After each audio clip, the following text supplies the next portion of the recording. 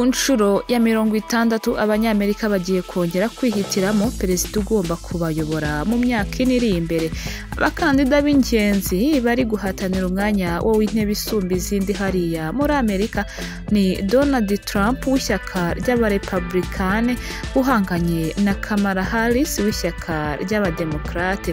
Abanyamerika bafite uburenganzira bwo gutora barenga miliyoni 240, harimo abamaze gutora mbere y'igihe bagera kuri miliyoni 70. Byitezwe ko abanyamerika benshi bari bwitabira aya matora bitewe n'uburyo amashyaka yombi yashyize imbaraga mu gushishikariza abantu kuzayitabira, ndetse n'imibare y'abatoye mbere y'igihe ikaba iri hejuru ugereranyije n'amatora yo mu bihe byashize.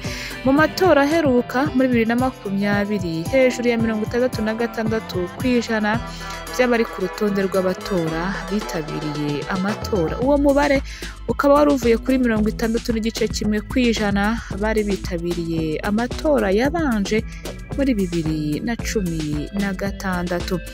Kamala Harris imyaka 60, ishyaka Demokrate, akaba afite icyiciro cya gatatu cya kaminuza, akaba yarize iby'amategeko, akaba atunze miliyoni zisaga 8 z'amadolari, akaba yarashakanye na Doug Emhoff, bakaba nta mwana n'umwe bafitanye. Naho Donald Trump we akaba afite imyaka 78.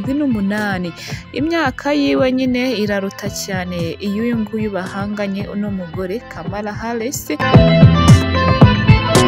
Naho uyu nguyu Donald Trump nk'uko nabikubwiye akaba ahagarariye ishyaka ry'abarepublikane, akaba yarize icyiciro cya kabiri cya kaminuza, akaba yarize ubukungu.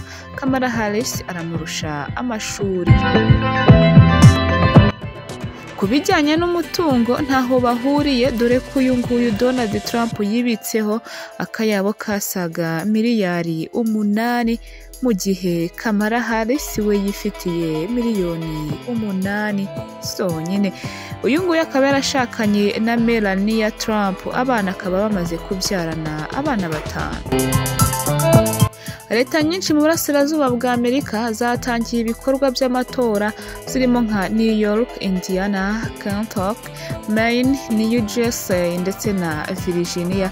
Ahangaha bakaba batangiye ibikorwa by'amatora. Leta ya New York iri mu zatangiye gutora, ikaba ari nayo igira amajwi menshi ya Electoral College mu burasirazuba, aho yihariye 28.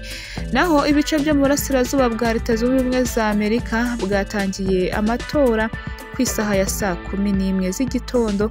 Abatuye muri leta ya New Hampshire ndetse na Vermont batangiye ibikorwa by'amatora. Izi ni zimwe muri leta zitangije ibikorwa by'amatora mbere y'izindi, aho nazo zigenda zifungura ibiro by'itora mu masaha ari imbere.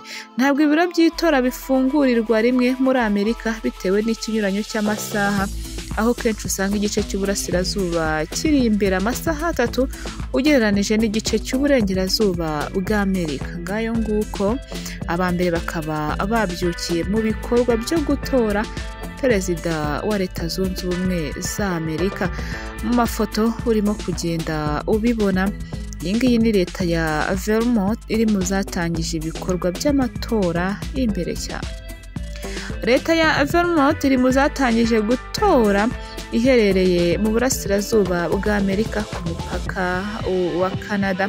Ibyaranze ibikorwa byo kwiyamamaza bya Donald Trump na Kamala Harris bikaba ari udushya gusa. Donald Trump wabaye perezida wa Leta Zunze Ubumwe za Amerika kuva 2017 kugeza muri 2021, ni umukandida w'ishyaka ry'abarepublikane. Akaba afite icyizere cyo kwigaranzura ishyaka ry'abademokrate ryamutsinze mu matora yabaye mu Gushyingo 2020.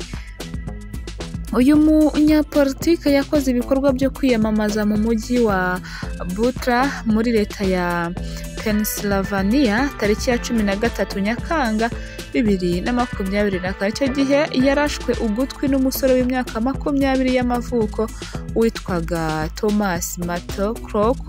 Ibi ngibi bikaba byaramubayeho, ariko n'ubundi akaba atarava ku izima. igerageza ryo kwica Trump ryagaragaje ko ubuzima bwe buri mu kaga ndetse ryatumye urwego rushinzwe kurinda abayobozi bakuru Secret Service rushyirwaho igitutu gikomeye kugeza ubwo Kimberly Cheto wari uyoboraga icyo gihe yemeye amakosa ariregura. Campbell Cheto yeguye by'igitaraganya nyuma y'uko Trump arashwe bitunguranye.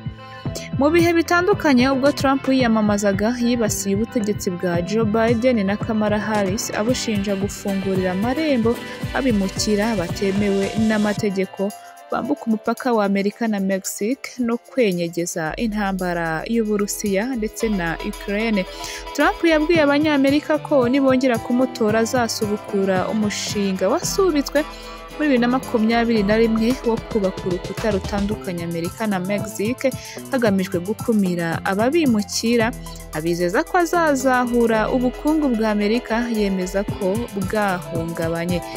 Ngaya nguko Trump watangije ibikorwa byo kubaka urukuta rukumira abimukira, akaba mu byo yizeza cyangwa se mu byo arimo gusezeranya abo agiye kubera umuyobozi aramutse agiriwe icyizere ko azashyiramo imbaraga kugira ngo urukuta rwongere ruzamurwe.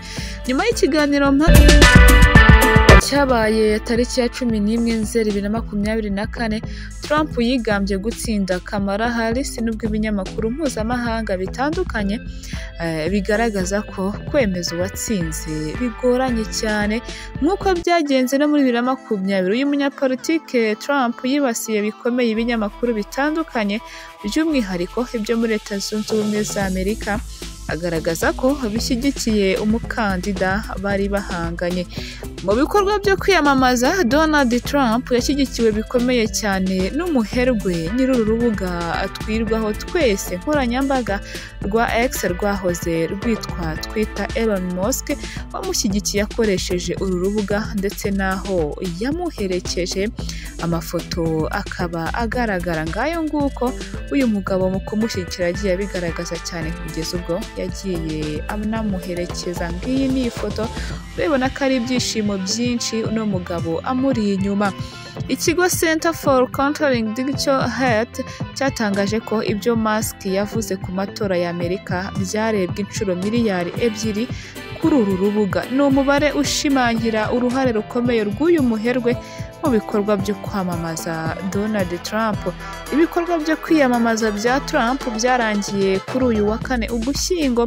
Uyu mukandida wari kumwe na Senateri James David Vance ushobora kumubera Vice Perezida yageze muri leta ya Pennsylvania, North Carolina na Michigan. Yashimangiye ko ashyize imbere gahunda yo gukumira abimukira batemewe n'amategeko.